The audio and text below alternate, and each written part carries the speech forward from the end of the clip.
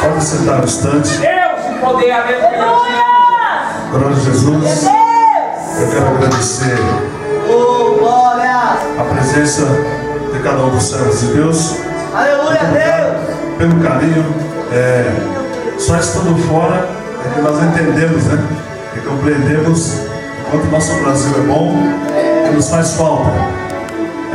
Você que pretende viajar um dia, sair fora do país, sabe de uma coisa, que o teu país é o melhor país do mundo. A nossa casa é uma casa próspera, é uma casa abençoada, onde os povos são abençoados. Saindo fora você vai perceber o quanto você deve valorizar a tua nação. Eu conversando com um pastor a respeito de valores, ele disse assim: Apóstolo Sebastião, o Brasil é um dos melhores países. Ele disse: a única moeda no mundo que consegue abaixar e depois levantar, ele diz, não é o dólar, mas é o real. Ele diz, o real está acima de qualquer coisa. É uma moeda forte, é uma moeda poderosa, e todos querem o real. Mas lá fora, não é que seja difícil, é que lá fora é complicado, porque você está fora da tua nação, você não fala a língua deles, e o tratamento é outro, né? A educação, a cultura é totalmente diferente da nossa, a alimentação, o atendimento, a igreja em si, o carinho é muito grande. A igreja é fervorosa, o carinho dos povos é excelente, eles amam os brasileiros, foi muito bem recebido, conquistei o coração do povo, ficou portas abertas, houve muito show na partida, na saída de todas as cidades. Estive em Argentina, passei por Rosário, São Luís, e também passei por Córdoba, e ficaram somente as lembranças. Os cultos foram cultos tremendos. Aleluia, Deus. O povo adora a Deus, o povo dá lugar a Deus. Aleluia. O povo são sensíveis ao Espírito de Deus, mas ainda no nosso país é melhor. Na nossa casa é melhor. Amém? Amém. Quero agradecer a Deus pela vida do pastor Rogério, que muitas vezes eu estava ali sozinho e a gente começava a conversar pelo Facebook. Ele saía de manhã para trabalhar, e aí a gente aproveitava e conversava bastante. Depois conversei também com o pastor Cleiton, né? Todo dia a gente conversávamos, bispo, minha esposa, minha filha, né? Enfim, a maioria dos irmãos, o pastor Marcos Paulo, meu filho, conversamos muito. A pastora Cristina também, conversamos 2 dias também. O irmão Luiz, o presbítero Luiz, conversamos também. Enfim, não faltou pessoas. Meus amigos daqui do Brasil, todos os dias ligavam e diziam: apóstolo, quer vir embora? Eu pago a tua passagem, você vem agora. Te manda a passagem da vida, não, você vem agora. Eu digo, não, eu vim com propósito, eu também. Se eu tivesse acompanhado com a minha esposa ou com um dos meus filhos, eu até vim embora. Mas eu estou só, estou tranquilo. Eu estou acostumado a andar na obra de Deus e saber o quanto a obra de Deus é carente. E os nossos irmãos da Argentina enviaram paz para toda a nossa igreja. Deixaram as portas abertas também para receber qualquer irmão da nossa igreja, qualquer amigo, companheiro nosso. E que um dia vierem para cá também querem encontrar as portas abertas. Eu disse: os meus amigos são teus amigos. E por todas as igrejas que eu passei, eles diziam: apóstolo, o teu povo é o meu povo. É muito interessante que eu estava ministrando a primeira ministração da igreja de Córdoba. Eu estava ministrando e aí eu estava com 2 intérpretes, também me dando conta, veio mais um, ficou 3 intérpretes. E aí eu estava brincando com um deles, o senhor. Ele estava meio complicado para resolver, para interpretar. Aí eu despedi ele e disse: não, vai sentar, você não está conseguindo. Aí quando ele foi sair, eu dei um abraço nele, ele encostou a cabeça no meu peito. Aí eu digo, tudo bem, vai pra lá. Aí ele foi sentar. No outro dia, o apóstolo Manuel, ele disse assim: apóstolo, se eu não conhecesse aquele homem que falou comigo ontem, eu poderia dizer que ele estava brincando. E depois ele conversou comigo. Uma semana antes ele tinha perguntado para o apóstolo Manuel Lobaissa. Ele disse: apóstolo, eu queria saber o que Pedro sentiu, o que o João sentiu quando encostou a cabeça no peito de Jesus. E o apóstolo ficou sem resposta, porque não tem nada escrito na Bíblia. E uma semana depois, quando eu abracei ele foi sentar e disse: apóstolo, eu senti o que João sentiu. Quando o apóstolo me abraçou, eu senti o que João sentiu quando Jesus abraçou a João, e João deitou a cabeça no peito de Jesus. E o apóstolo outro dia falou para mim, no outro dia depois ele foi e deu testemunho.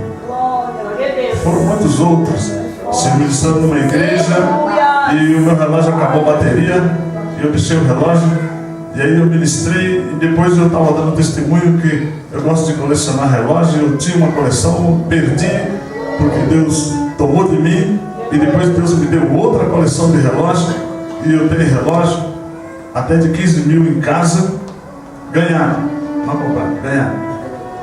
E naquele dia eu estava sem relógio. Quando eu terminei, ali era o último dia também lá na cidade, e o pessoal veio me abraçar e tal, chorando, e veio um rapaz com um relógio e disse: apóstolo, quando o senhor entrou, eu fiquei olhando para o senhor, todos pregaram, quando o senhor foi ministrar, eu percebi que o senhor estava sem relógio. Eu senti no meu coração de dar o relógio, mas eu me guardei, porque eu disse: não vou dar um relógio desse para o apóstolo. Mas depois, quando o senhor deu testemunha, está aqui o relógio. Glória a Deus. Ele me deu o relógio. Sabe? Então, isso foram algumas coisas que aconteceram: cura, libertação, transformação, poder de Deus. Tudo isso é muito bom. Mas não nos enganemos, porque isso, irmãos, é o recheio do culto. Milagres, maravilhas, prodígios, sinais. Isso é só recheio do culto. Poder de Deus, recheio do culto. Por isso que Jesus, quando reuniu os apóstolos e os enviou de 2 em 2, quando eles voltaram regozijando, dizendo: Senhor, os demônios nos sujeitaram, as enfermidades os enfermos foram curados. E Jesus disse: foi mesmo? Foi. Estamos alegres. Ele disse: não se alegre com isso. Se preocupe para ver se o seu nome está escrito no livro da vida. Porque a palavra de Deus diz que quando nós nos reunimos, há conselho, há profecia, há cântico, há adoração, há poder, os demônios são expulsos, as doenças são expulsas e as pessoas saem curadas. Mas tudo isso nada mais é do que o cumprimento da palavra de Deus, da promessa de Deus para o povo que vem no culto. Porque Deus tem compromisso com esse povo. E Deus, esse comentário que muita gente diz que Deus não usa vaso sujo. Sim, nós vamos ler em Colossenses capítulo 4, versículo 11, tá bom? Que Deus não usa vaso sujo. Sim, Ele não usa. Mas quando não tem o limpo, Ele usa o sujo. Muitos pastores estão com a vida irregular atrás do púlpito da igreja, ministrando, curando, liberando cura, liberando poder. E a Bíblia diz assim, que o enganador, ele vai de mal a pior, enganando e sendo enganado. Sabe qual é a estratégia de Deus? Sabe qual a estratégia de Deus? A Bíblia diz assim que havia um certo rei por nome de Acabe, e Deus estava por aqui com ele já. Estava a fim de tirar a vida dele. E Deus faz uma reunião no céu e diz: o que faremos para acabar com Acabe? Sai um espírito da parte de Deus e se apresenta ao Senhor Deus e diz: eu irei e serei um espírito de mentira na boca dos 400 profetas. Deus disse: beleza, vai lá e faz isso. Não era demônio, espírito da parte de Deus. E a Bíblia diz que Josafá foi consultar os profetas. Como ele estava em aliança com Acabe, ele disse: Acabe, chama os teus profetas e vamos consultá-lo. E quando Acabe chama os 400, eles chegam e dizem a mesma coisa. Parecia que tinha feito um ensaio. Acabe olha e diz: está vendo, Josafá? Josafá olha e diz: eu estou meio cismado, porque os 400 falaram a mesma coisa. Você não tem outro profeta? Tem um, mas só fala mal de mim, e o nome dele é Micaías. Ele só profetiza mal contra mim. Diz: traz ele, porque 400 falaram, não me convenceu. E quando veio Micaías, já orientado pelo chefe dos profetas, orientado para que ele dissesse a mesma coisa, e ele chegou e disse, perguntaram para ele: iremos na guerra? Ele disse: sim, vai, porque você vai vencer. Josafá olhou nele e disse: você está falando a verdade? Ele disse: não. Ele disse: então fala a verdade. Ele disse: olha, eu vejo Israel espalhado no monte como ovelha sem pastor. E saiu um dos profetas dos 400 e deu um soco no maxilar de Micaías, deslocou o maxilar dele, e Acabe disse: prenda esse homem e trata com pão e água até que eu volte. E Micaías, mesmo com o maxilar quebrado, ele disse: se você voltar vivo, não foi Deus que falou pela minha vida, não foi Deus que falou pela minha boca. E preso ficou. E o rei foi para a guerra. Com medo, trocou de roupa com Josafá. Josafá vestiu as vestes do rei Acabe, e Acabe colocou a roupa de um soldado. E quando chegou na guerra, veja como é a estratégia de Deus. O arqueiro conhecia Acabe. Quando foi dada a ordem: mate o rei Acabe, o arqueiro, quando ele arqueou e fez a mira, ele olhou e disse: esse não é Acabe. Eu conheço Acabe. Esse não é o rei Acabe. Ele disse: mas está com a roupa do rei Acabe. Ele disse: mas não é esse o rei Acabe. E a ordem do rei adversário foi essa: atire. Então ele desviou do rei, do homem que estava vestido, que era Josafá. Desviou e soltou, e foi direto em Acabe, que estava entre a fileira dos soldados. E a flecha foi entre a fivela da armadura de Acabe e o matou. E quando isso aconteceu, colocaram Acabe na carruagem e correram para Israel, mas a guerra teve fim por aí. Então cuidado com as nossas vidas. Vejamos como andamos, porque milagre e maravilha não vão cessar. Poder de Deus não vai cessar. Independente se o homem está limpo ou sujo, Deus tem compromisso com o povo que ele traz. Poder de Deus, maravilhas, sinais e prodígios vão acontecer. Curas vão acontecer. Aleluia, Deus. Agora não se encante com isso, porque isso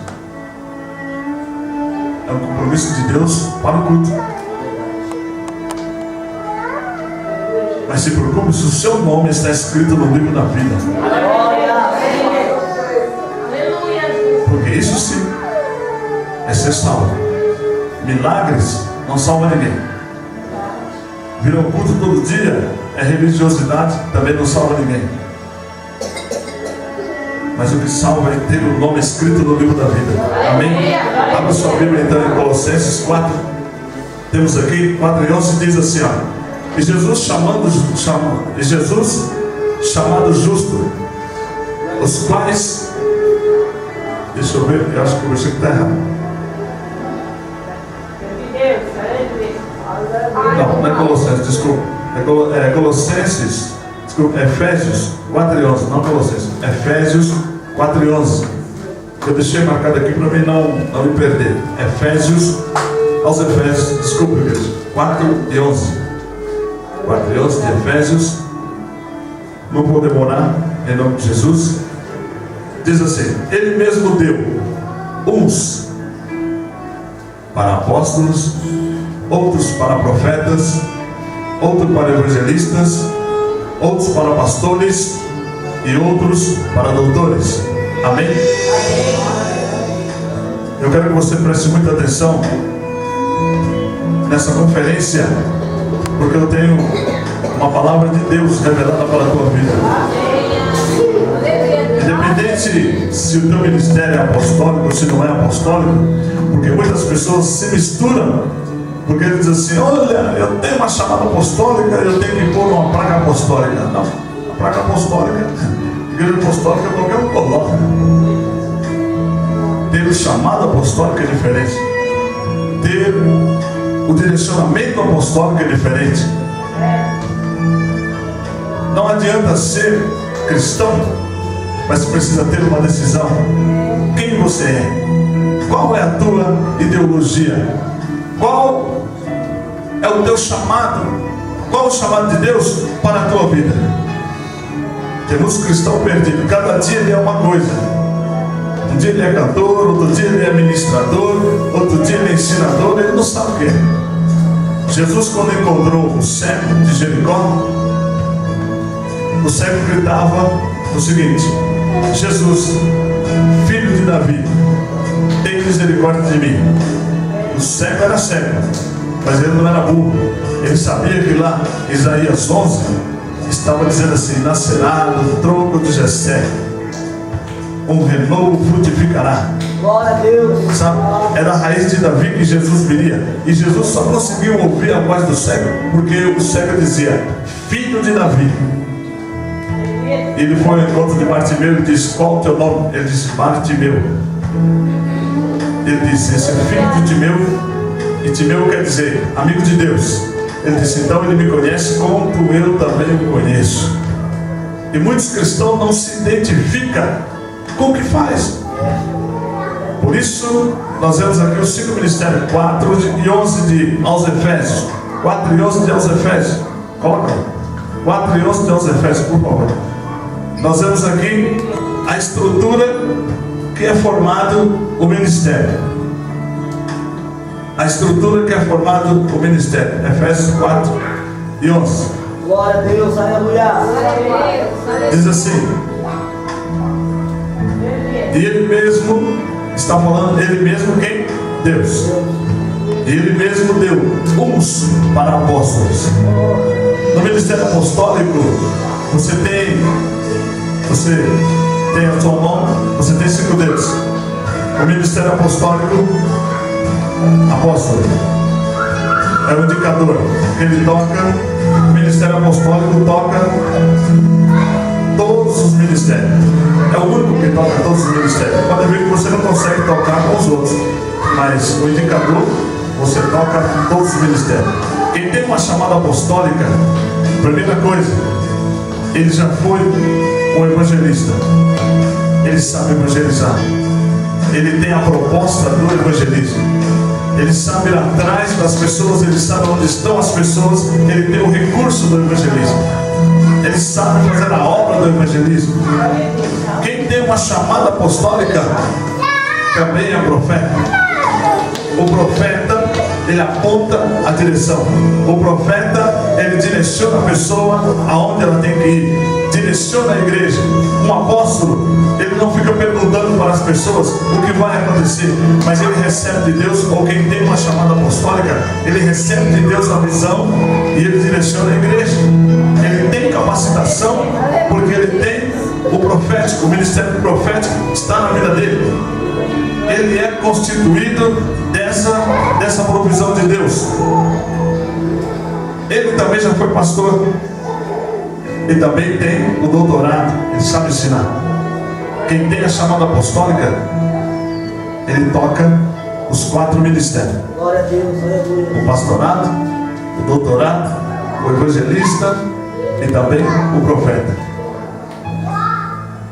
Glória a Deus. Se você olhar, você tem os 5 ministérios nas tuas mãos. Diga: os 5 ministérios de Deus está constituído nas minhas mãos. Diga, os 5 ministérios de Deus está constituído na minha mão. Diga, os 5 ministérios de Deus estão constituídos nas minhas mãos.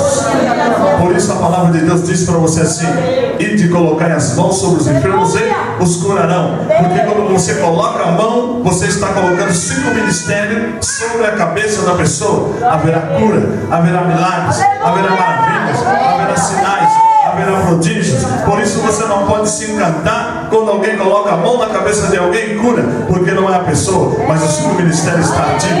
Diga, os 5 ministérios estão ativos. Diga mais forte, os 5 ministérios estão ativos. Diga, os 5 ministérios estão ativos na minha vida. Os 5 ministérios de Deus estão ativos na tua vida. Por isso você tem o poder nas tuas mãos. Aonde você colocar as mãos é te dado o poder. Por isso onde você coloca a planta dos pés também há os 5 ministérios, também é te dado o poder. Poder para conquistar, poder para converter, poder para transformar a situação, poder para arrancar as malignidades e trazer um tempo novo para o lugar onde você vive. Diga comigo, eu tenho a mente de Cristo. Diga, a minha mente é a mente de Cristo. Sabe por que você tem a mente de Cristo? Glória a Deus. Aleluia. Diga assim, eu tenho meus olhos. Qual ministério representa os teus olhos? Os teus olhos é o ministério apostólico. Ele olha, ele sabe como distribuir as coisas, porque ele enxerga, ele sabe enxergar aonde está alguém que é um ministro, alguém que é um profeta. Ele tem visão do que é a obra de Deus. Diga, os meus olhos são apostólicos. Diga, os meus olhos têm o poder do apostolado. Diga, os meus ouvidos têm um chamado para pastor. Por que o teu ouvido é o ministério pastoral? Porque o pastor é aquele que senta para ouvir. O pastor é aquele que senta e recebe as pessoas, e a pessoa começa a cantar no ouvido dele. Música que ele gosta e música que ele não gosta, mas ele foi chamado para ouvir. E às vezes ele sai de casa com a vida arrebentada, não tem comida na casa dele, a Eletropaulo cortou a luz. Meu Deus! E a pessoa chega na igreja e começa a chorar no ouvido dele, dizendo: pastor, a Eletropaulo cortou minha luz, não estou bem com o meu casamento. E ele não diz assim: o meu também está ruim. Não, ele foi pago, ele é pago para ouvir. Ele tem que ouvir. O pastor precisa aprender a ouvir. Se você tem o chamado apostólico, você sabe ouvir. Sabe aqueles irmãos que perturbam, que te ligam e o ouvido até dói. Você diz: eu não estou almoçando. Ele diz: não, mas tudo bem, vai almoçando que eu vou falando com você no telefone. Sabe quando fica aquela conversinha? Tá bom, tudo bem, irmão. Oh, tá na bênção. O irmão está dizendo para você: desliga o telefone que eu não quero conversar mais. Mas tem irmão que você pode morrer de dizer: amém, sim, irmão, tudo bem, irmão, vai falando aí que eu vou ouvir. Não, ele continua falando. Sabe por quê? Porque você precisa ouvir. O pastor tem que ter o dom de ouvir. O pastor tem que ter o talento de ouvir. Diga comigo: meu nariz é o que faz, é o que olfatia. Sente olfato. Quem sente o olfato? O evangelista. O ministério do evangelista é o olfato. Ele sabe onde tem pessoas carentes. Eles têm o olfato onde está a pessoa que precisa.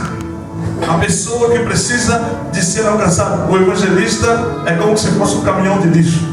Ele sai catando tudo, chega na igreja, despeja e diz para o pastor: preciso de todos. Mas o pastor é o que separa. Mas para ele separar, ele tem que mandar o evangelista e fazer uma obra em qualquer outro lugar. E quando o evangelista chega, soltar as ovelhas boas. E o evangelista fica bravo e diz: pastor, cadê o resto? Ele diz: não, aqueles outros não prestam. Eu vou buscar. Para o evangelista, todos são bons.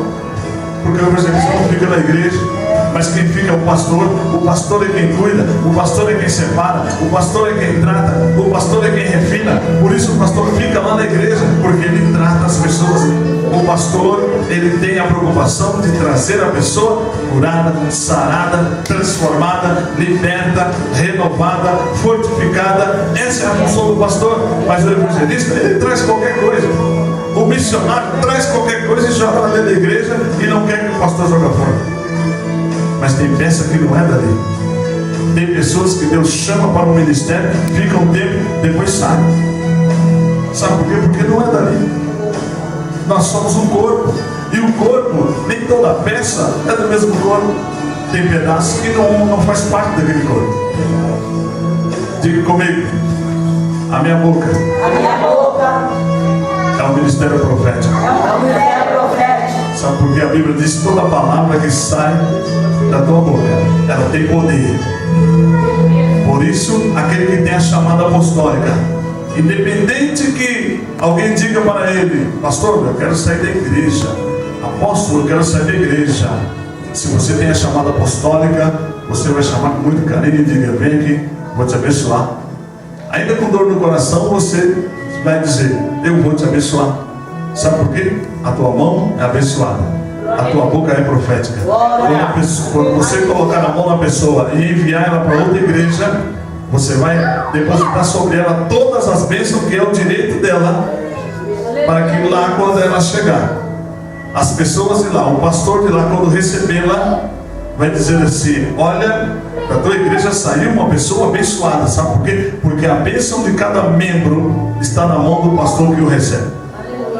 E se ele tem uma chamada apostólica, ele sabe que as ovelhas não são dele. A ovelha é do reino de Deus. A ovelha é do reino de Deus. A ovelha é do reino de Deus e é preciso que você libere. Se a pessoa quer ir, você tem a obrigação de deixar de ir. Ainda que você fique só, Deus te chamou para liderar uma igreja. E você fica na igreja, porque os outros não têm nenhuma garantia. Glória a Deus. Nenhum tem garantia de permanecer no lugar. Mas quem foi chamado precisa ficar. Porque Deus faz a obra.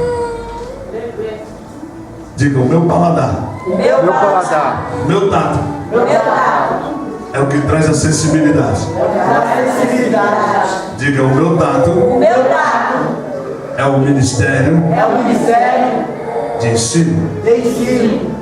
É tocando que você consegue discernir. O ministério de ensino é aquele que discerne as coisas.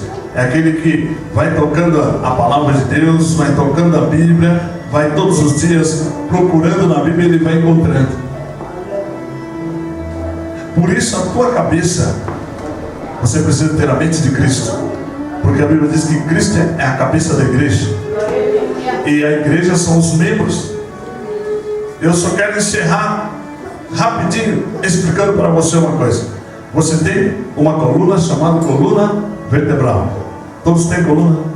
glória a Deus, Porque senão aleluia. não ficaria em pé. Diga para o seu irmão: você tem uma coluna vertebral. Glória a Deus. E a tua coluna não pode estar envergada. A tua coluna não pode estar envergada. A tua coluna não pode estar torta.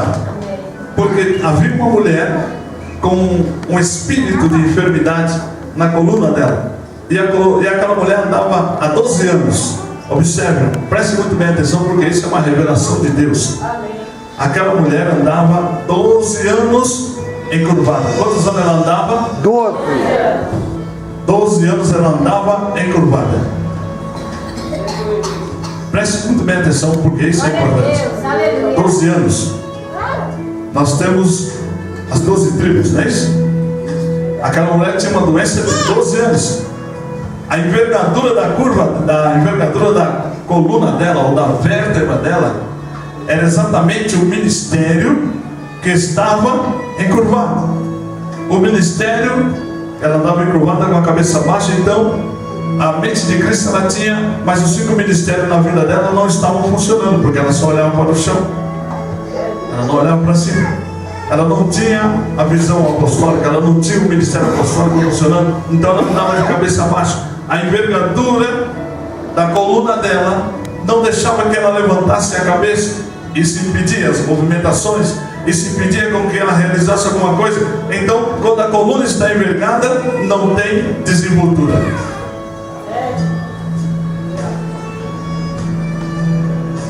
Abaixo da cabeça, nós temos um bloco de vértebras que é constituído por 7 vértebras. Diga comigo.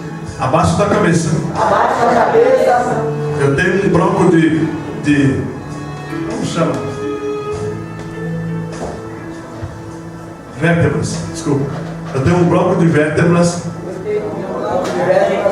que é constituído por 5. Desculpa. Por 7 vértebras. Essa chama-se vértebra cervical. É a que você movimenta a cabeça. Alguém sabe movimentar a cabeça? A cabeça continua movimentando? Amém. Quando você tem muito peso, quando você está muito nervoso, muito tenso, começa a doer os ombros, né? Você começa a latejar os ombros e aí enrijece a vértebra e aí você fica difícil. Por isso que tem gente que às vezes fica fazendo assim, porque está doendo a vértebra, porque é a única parte que se movimenta muito fácil, porque ela tem que fazer a movimentação da cabeça, mas são um conjunto de 7 vértebras. A Bíblia diz que havia 7 Espíritos de Deus, 7 lâmpadas, 7 Espíritos, 7 propósitos, 7 propostas. Os 7 Espíritos de Deus sustentam a cabeça e a igreja. Desculpa, que é a cabeça de Cristo. Os 7 Espíritos de Deus é sustentado pela cabeça. A cabeça que é Cristo é que governa, porque quando você movimenta, então a cabeça que direciona para onde você vai movimentar os 7 Espíritos de Deus. A ação dos 7 Espíritos de Deus, a movimentação dos 7 Espíritos de Deus. Então, o ministério que não tem a cabeça móvel, ele tem problema nos 7 Espíritos de Deus. Abaixo dos 7 Espíritos de Deus, você tem mais um bloco de vértebra que são 12, que são a vértebra cervical. É a que dá a curvatura do corpo, onde você deposita todo o peso. São 12. Por isso que a Bíblia diz que lá no céu são colocados 12 pilares, 12 trilhos, 12 pedras, aonde sustenta a igreja. A movimentação do corpo está totalmente colocada sobre a coluna vertebral. São um bloco de 12. Abaixo da coluna vertebral você tem um bloco de coluna que são 5 vértebras, que são os 5 ministérios também. Então olha, se você olhar, você tem a cabeça, que controla a tua coluna, a sua vértebra cervical, que é composta dos 7 dons. Então o governo da cabeça governa os 7 Espíritos de Deus. É ele quem faz a movimentação do Espírito de Deus sobre a igreja, que é sustentada pelos 12 fundamentos da igreja, que os 12 fundamentos da igreja estão baseados nos 5 ministérios. Isso é o que sustenta a igreja. Por isso a Bíblia diz que uns foi chamado para apóstolo. Nem todos que são apóstolos verdadeiramente são apóstolos.